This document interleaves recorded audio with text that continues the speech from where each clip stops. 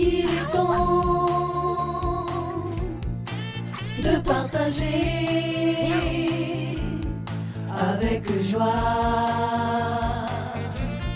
Parlons de ça.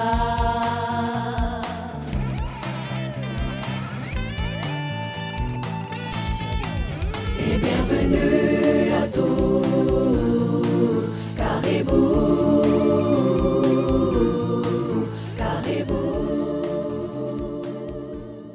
Voilà, nous sommes de nouveau avec vous sur ce plateau de cœur à cœur. Alors bonjour à tous, Caribou, Caribou, et bienvenue dans cette mini-série où nous parlons des mains habiles. Et j'espère que vous avez suivi notre dernière émission avec la servante de Dieu Mireille Nicole Mabondo, où nous avons parlé de persévérance. Alors suivez-la si vous ne l'avez pas suivie, elle est sur toutes nos plateformes. Alors aujourd'hui, comme vous le voyez ici à côté de moi, vous pouvez voir déjà qu'il y a beaucoup de garnitures, d'éléments. Nous allons en parler tout à l'heure et nous sommes vraiment dans la joie.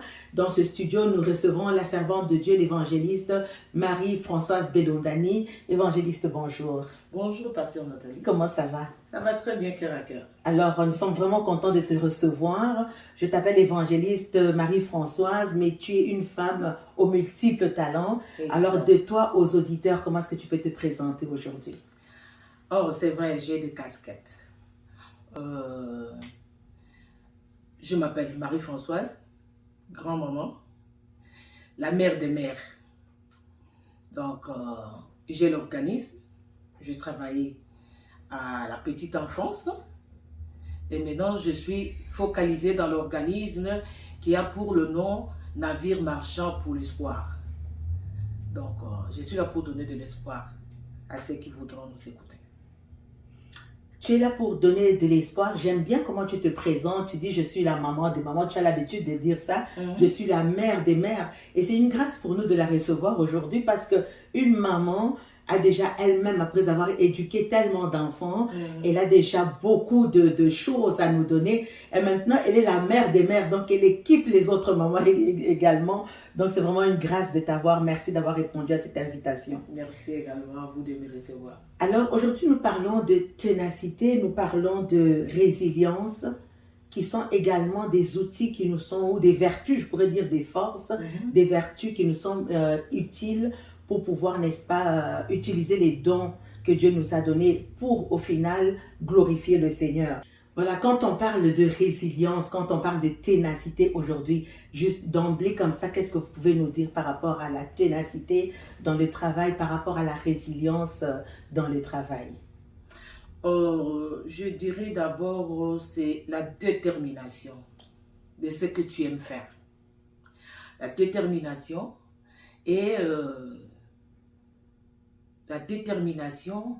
et faire exactement parce que tu aimes la chose pour arriver à ce que tu as pensé avoir à la fin. Alors, oui, on parle de ténacité aujourd'hui qui est, comme tu dis, cette fermeté, cette résolution à accomplir le projet de Dieu dans ta vie.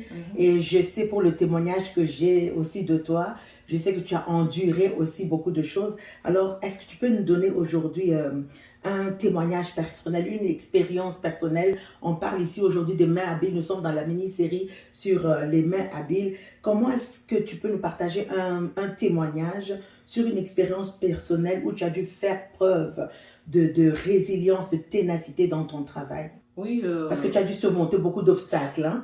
Alors, comment tu as fait? Est-ce que tu peux nous donner des exemples personnels? J'ai parlé ici que je suis passée par la petite enfance. Donc, je vais parler pour ma ténacité.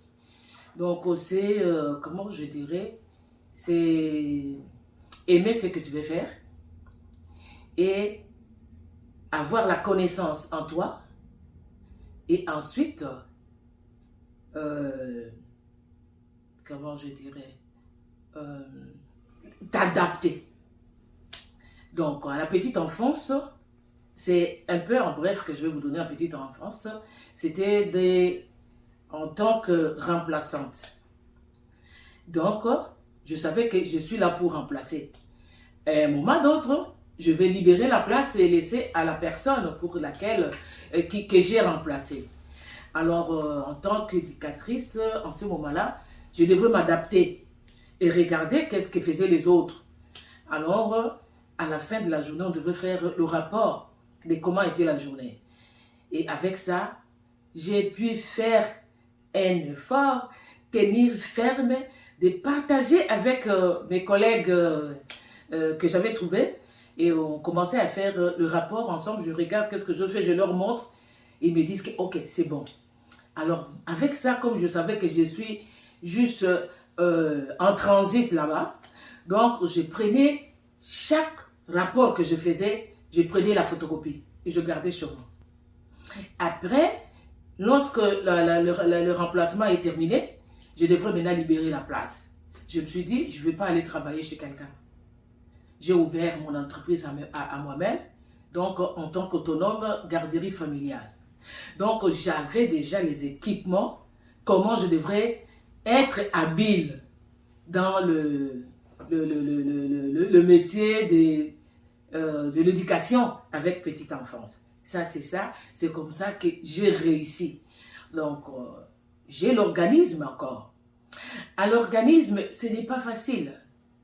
Beaucoup pensent peut-être qu'en ouvrant une association ou bien un organisme, c'est qu'ils auront de l'argent auprès du gouvernement. Non. Ça commence par toi-même d'abord. Comme quelqu'un qui fait aussi les affaires, il doit avoir le mise de fonds pour son affaire. Mais quand tu n'as pas les mises de fonds, tu ne pourras pas aller plus loin.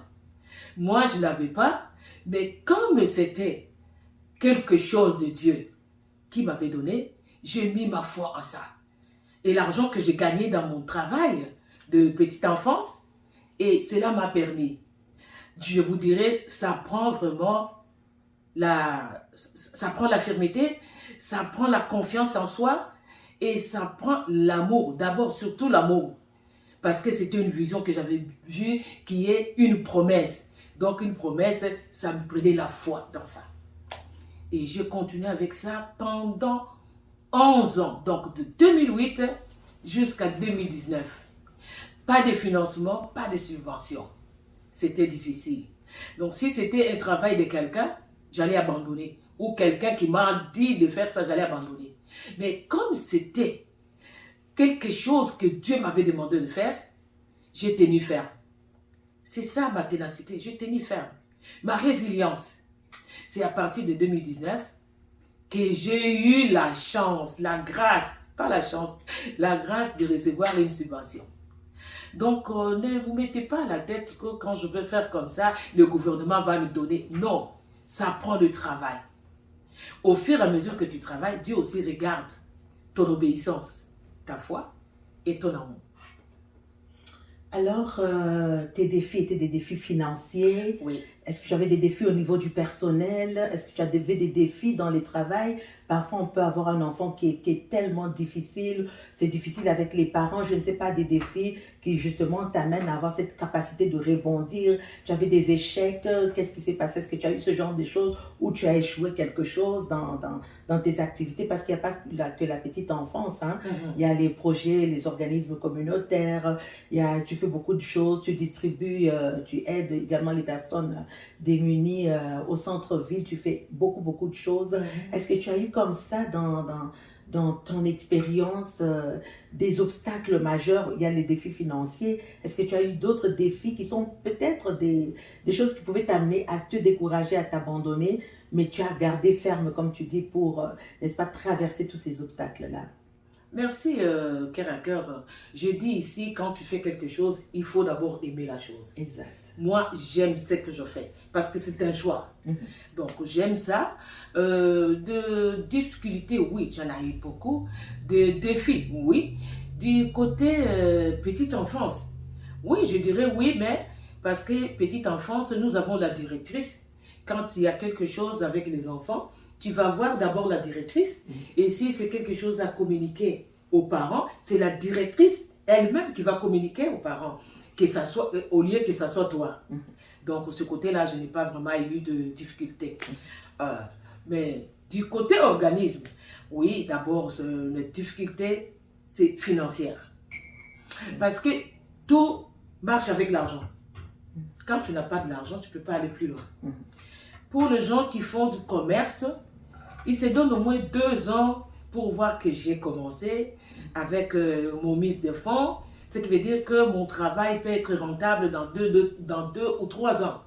Il commence à récolter les bénéfices. Exact. Mais lorsqu'il n'a pas de bénéfices rentables, en ce moment, il commence à se douter pour dire, est-ce que je continue ou j'abandonne? D'autres arrivent à abandonner parce qu'ils trouvent que non, ce n'est pas ce que j'aurais dû faire. Rapport coût-bénéfice. Il n'y a pas de bénéfice, donc ce n'est pas ce que j'aurais dû faire. Bon, maintenant, moi, à l'organisme, c'était une promesse de Dieu. Parce que nous parlons, je vais encourager les chrétiens, les enfants de Dieu. Quand tu reçois une promesse de Dieu, attends là, Abraham aussi a attendu longtemps. Mais cela s'est fini par se concrétiser. Alors, j'ai continué, pas de financement, pendant 11 ans. Mais j'étais toujours la ferme. Pour aller nourrir, je nourris les itinérants. Pour faire quoi que ce soit.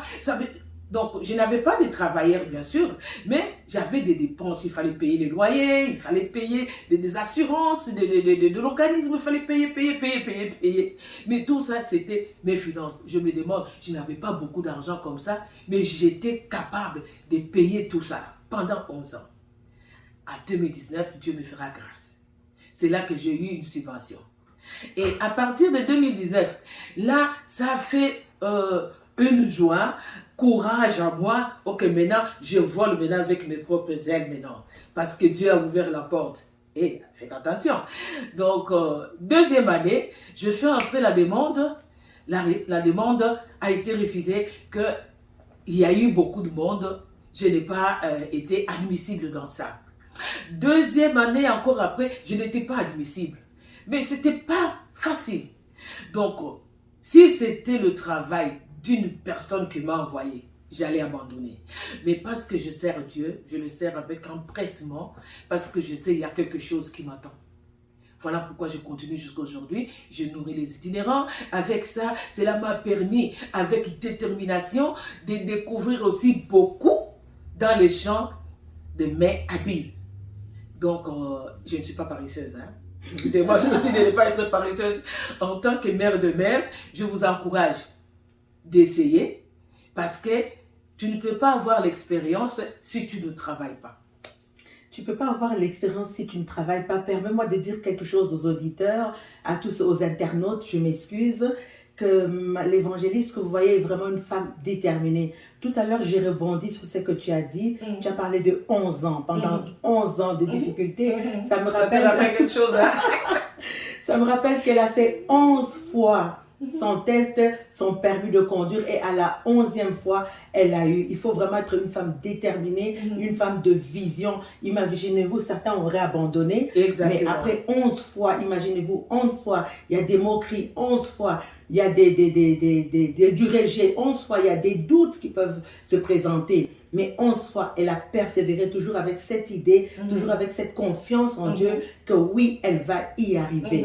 Alors, avant de passer à l'autre question, ici, évangéliste, on a plusieurs. Ça, c'est le produit de la détermination, le produit de la créativité. Ici, j'aime bien, on voit plusieurs choses. Est-ce que tu peux nous présenter un peu cette table? Oui, sur la table ici, vous voyez, il y a le bandeau. Au lieu d'acheter, parce qu'il y a des activités dont je venais de parler ici, et des créativités aussi. Mon organisme, c'est pour le soulagement de la pauvreté. Donc, en t'apprenant à faire des choses comme ça, là, tu ne manqueras pas de l'argent. C'est pour cela que je suis venu vous donner de l'espoir. Donc, je peux mettre ça sur ma tête, vous allez voir. Hein? Sur les bandeaux. Tu as déjà peigné tes cheveux.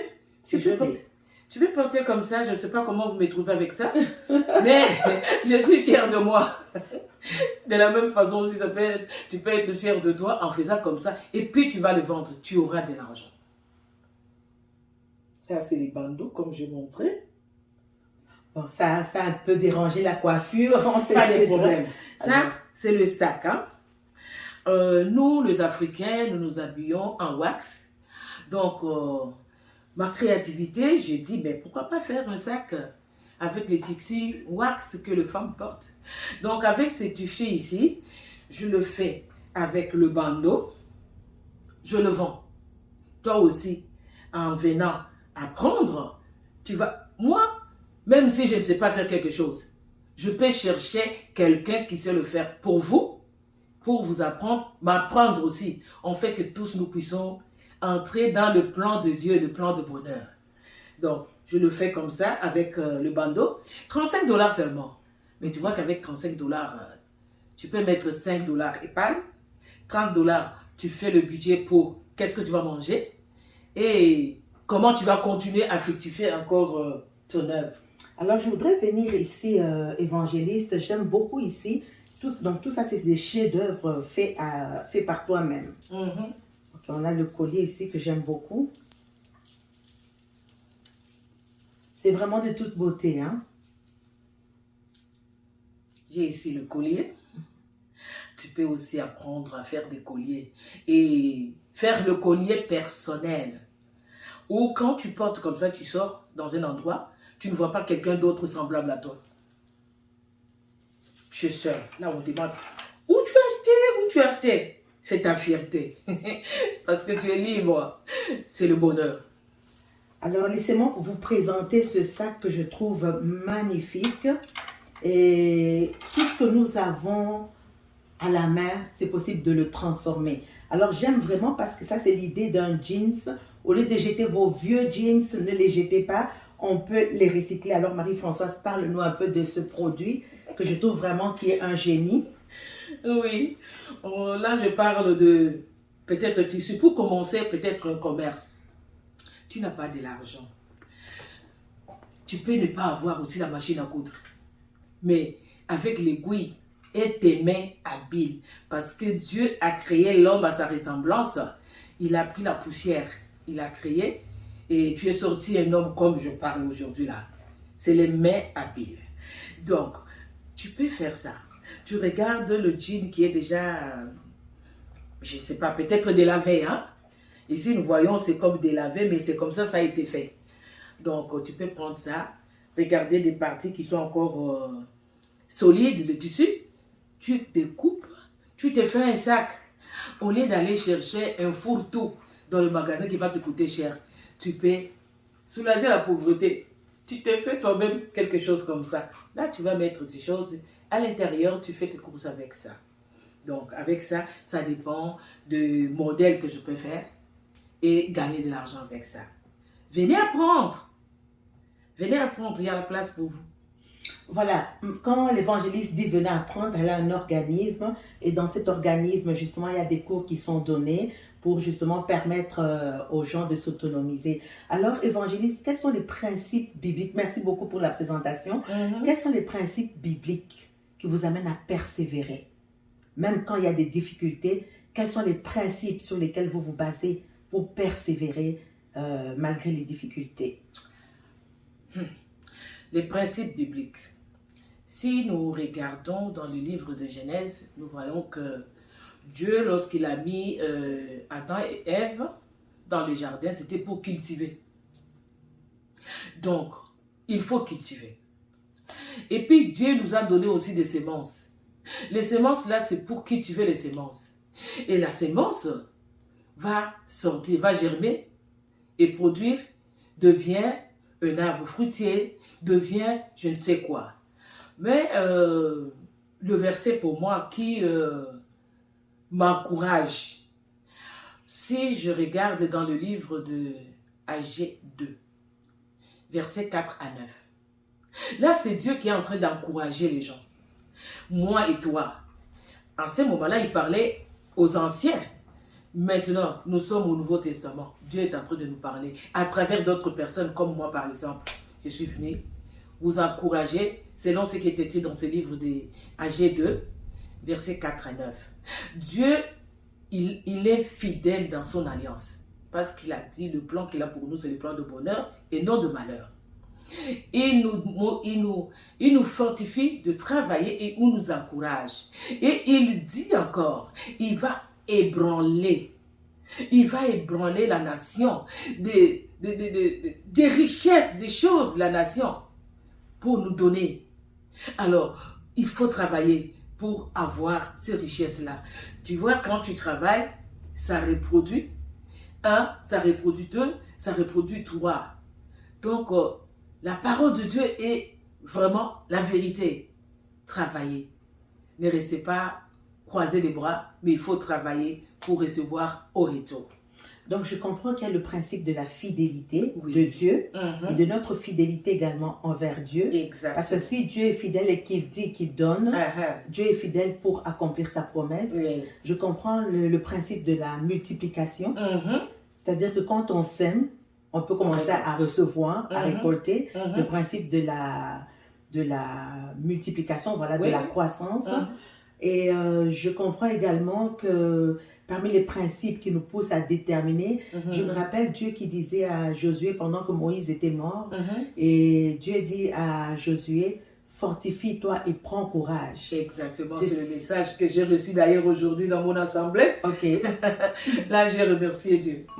Ok. Alors, fortifie-toi et prends courage. Ça, c'est un message important. Ouais. Et c'est ce principe de s'encourager soi-même, Mhm. malgré les difficultés. Nous continuons la marche. Alors, est-ce que tu peux nous donner aujourd'hui quelques personnages bibliques qui t'ont inspiré? Là, tu nous as parlé de toi, Mhm. mais est-ce que tu as des personnages bibliques qui t'inspirent également? Des personnes dans la Bible qui ont marché avec détermination, avec ténacité, des personnes qui avaient la capacité justement, cette résilience, cette capacité à rebondir même quand il y a des difficultés. Oui, je prendrai l'exemple d'une dame, Tabitha. Je crois que vous avez déjà entendu l'histoire de Tabitha.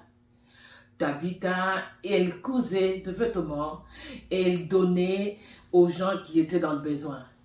Et elle secourait beaucoup de familles. Mais un jour, Tabitha est mort.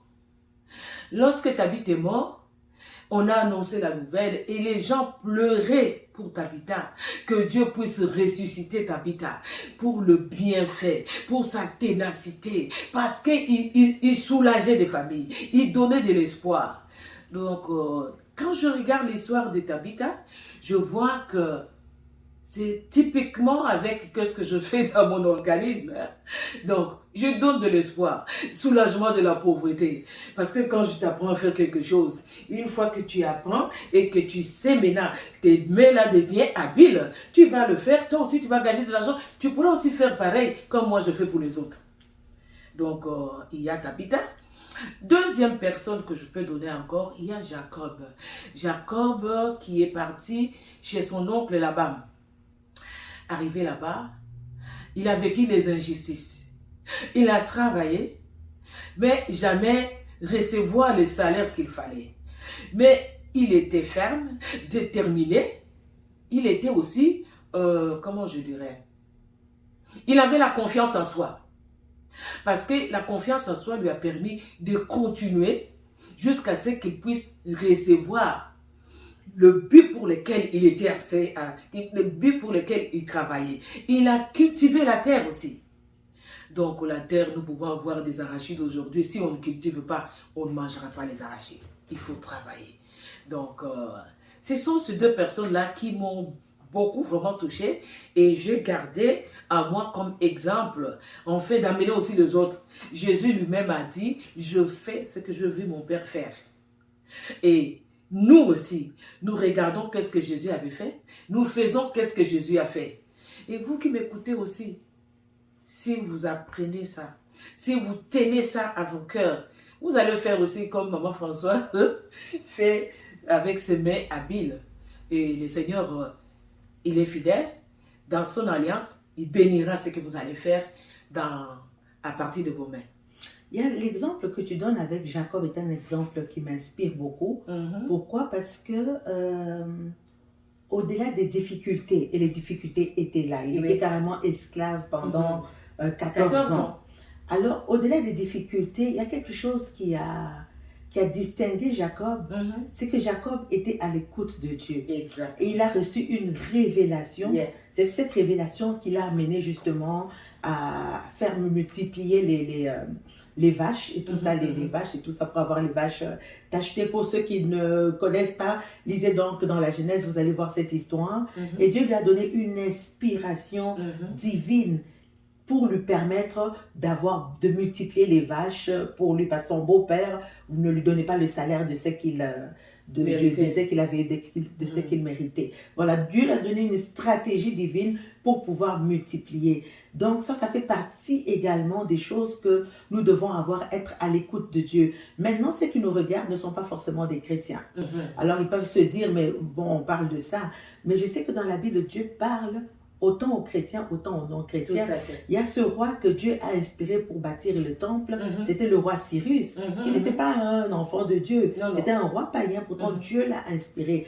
Donc, c'est d'être également à l'écoute de Dieu pour que Dieu puisse...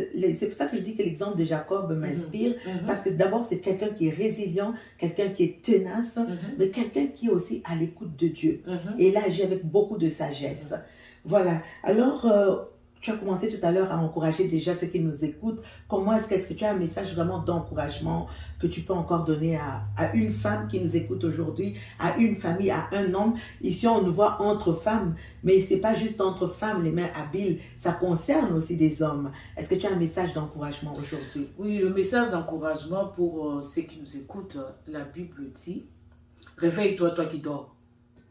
Donc, quand tu dors, tu n'auras pas de l'argent, tu n'auras pas à manger, tu n'auras pas à être joyeux comme tu vois les autres autour de toi. Donc, ça te demande de te réveiller, d'aller travailler. Et la société, pour ceux qui ne prient pas, il y a des formations. Donc, ça nous demande d'aller suivre une formation quelconque. J'étais venu ici, et j'ai commencé par la manufacture.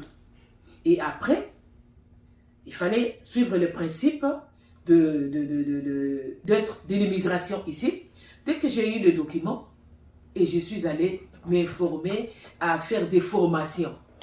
Et par des formations, ça m'a permis maintenant de trouver un travail. Au lieu de rester en train de compter les 4 coins du mur, regarder. Lorsque tu vois quelqu'un qui sort bien joyeux, là tu deviens là, tu mets ta main sur la joue ici, tu regardes au moins les autres. Toi aussi, tu es capable.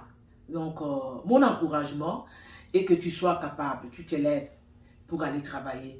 Et encore, je vous amène quelque chose qui est dit pour nous, les chrétiens. Le psaume 115, verset 14, Dieu parle de la multiplication. Alors, ma prière pour vous, que Dieu vous multiplie ses faveurs. Ses faveurs pour avoir des mains habiles. Parce qu'il a créé l'homme avec ses mains. Il a pris la terre. Et il a soufflé. L'esprit est rentré. Aujourd'hui, je parle comme vous m'écoutez là, vous m'entendez. Donc, que Dieu multiplie favorablement vos mains dans l'activité de mains habiles. Vous êtes capable, je sais que vous êtes capable. Essayez seulement. Je vais ajouter quelque chose. J'écrivais très mal. Je suis venu ici. L'informatique avec l'ordinateur et tout ça là, c'est ici que j'ai appris ça. Mais avant, je voyais, mais je ne me donnais pas la peine. Mais le gouvernement maintenant, pour nous amener à travailler ou à répondre, quand tu as quelque chose avec le gouvernement, il t'envoie où? Va à l'Internet. Alors quand tu ne connais pas l'Internet, tu es bloqué. Ça nous demande d'essayer d'apprendre l'Internet. Qu'est-ce qu'on fait? Comment on fait? Mais moi, tout au début, là, quand j'ai commencé, j'écrivais, je regarde le dactylo, là, je tape les lettres, je sais que j'ai tapé bien, alors que quand je tapais, après, je n'ai pas regardé qu'est-ce que j'ai écrit. Ça sortait très mal, je ne sais pas, c'est les charabia ou bien quelque... Je ne sais pas. Et j'ai eu des gens qui me disaient, ah, tu écris très mal. Tout ça, là, c'était pour me décourager. Mais moi, je suis venu pour vous encourager. Ne regarde pas ce qui te décourage, que tu ne seras pas capable de te mettre debout, tu ne seras pas capable d'aller apprendre. Allez-y. Et maintenant, dans l'organisme, j'ai fait maintenant une formation je donne la formation de l'informatique. Donc, vous qui ne connaissez pas, venez avec nous, nous allons continuer, avec moi, nous allons continuer à apprendre et ça sera facile pour nous. Donc, c'est ça mon encouragement pour vous. Merci beaucoup, évangéliste. Alors, pour revenir aux exemples bibliques, il y en a beaucoup. Il y a un exemple qui me revenait tout à l'heure pendant que tu parlais.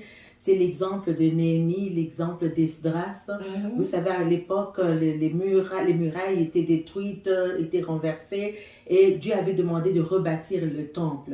Alors, quand ils ont commencé à rebâtir le temple, ce n'était pas sans ennemis. Il y avait toujours des ennemis qui venaient pour renverser le travail qui était fait. Il y avait des renards qui venaient pour renverser la muraille. Donc, il y aura toujours des ennemis à votre travail. Ces ennemis peuvent être la maladie, ces ennemis peuvent être le manque de finances, ces ennemis peuvent être le manque de ressources pour donc arriver à achever ce programme-là. Mais une chose est sûre, c'est que Néhémie et Esdras sont murmurés, mais continuez quand même à poser la pierre.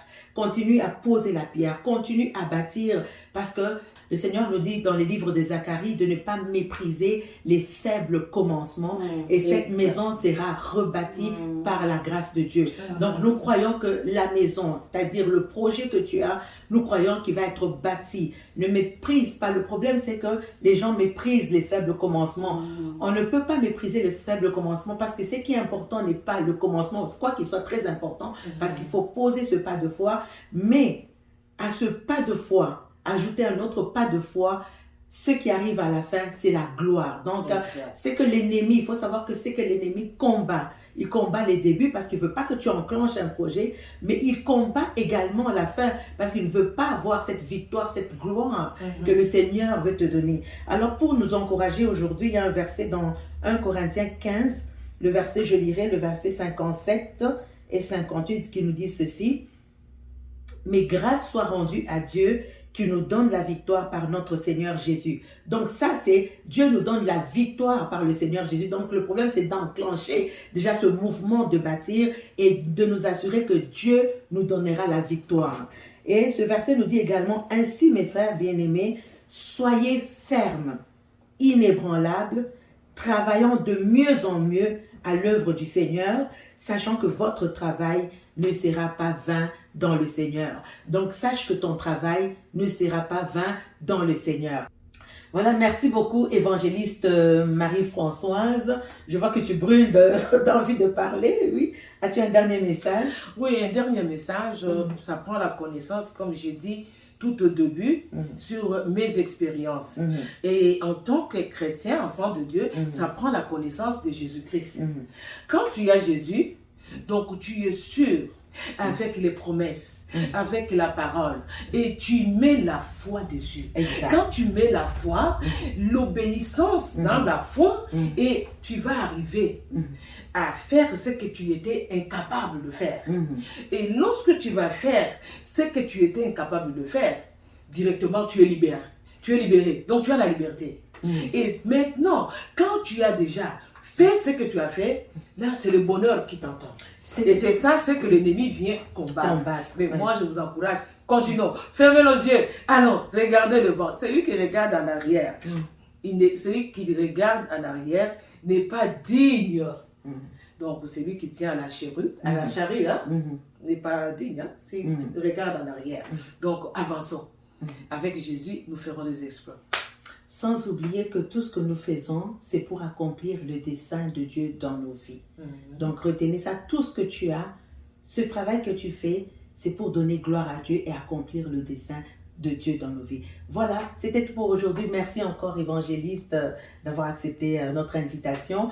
Et tout à l'heure, l'évangéliste a donné des coordonnées, vont défiler au bas de la page. Si vous voulez contacter l'organisme Navire Marchand pour l'Espoir, il y a des cours, il y a des formations. Donc, juste contacter l'évangéliste Marie-Françoise 514-605-4381 et vous aurez d'amples informations sur son organisme et sur tout ce qu'elle fait. Voilà, merci beaucoup d'avoir été avec nous et à une prochaine émission. N'y manquez pas. Que Dieu vous bénisse. Que Dieu vous bénisse aussi.